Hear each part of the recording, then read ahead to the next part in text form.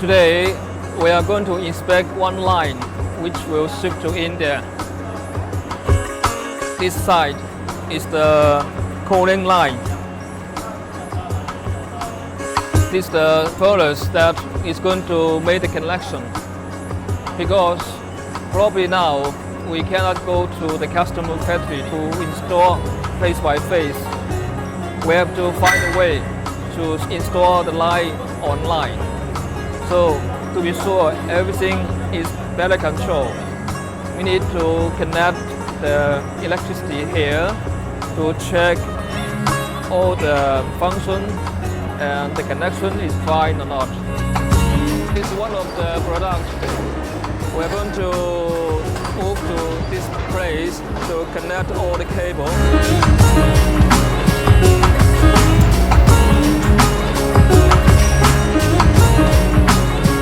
To get this circle flat glass, we need a machine like this. A long square glass will go from here automatic. So now the engineer is making the testing that if the sensor is working or not.